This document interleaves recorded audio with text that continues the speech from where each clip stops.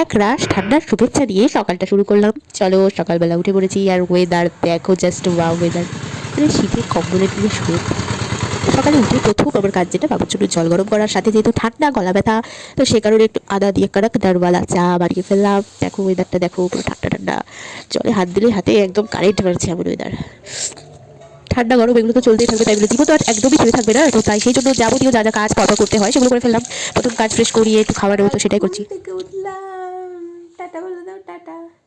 বাইরে খুব ঠান্ডা।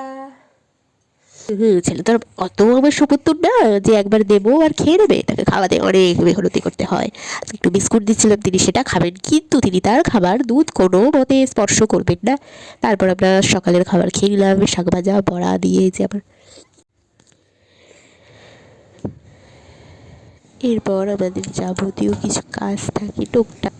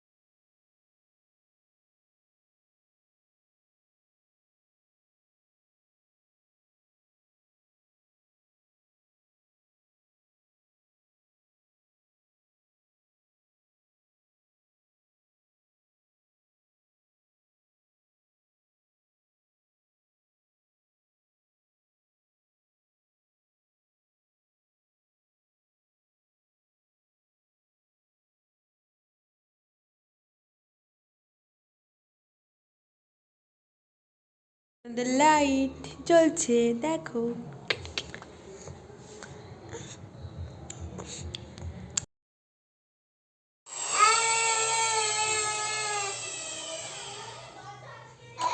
আজকে খুব ঠান্ডা পড়েছে, মানে খুব ঠান্ডা যাকে বলে।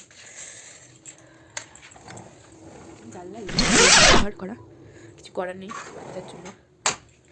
চলো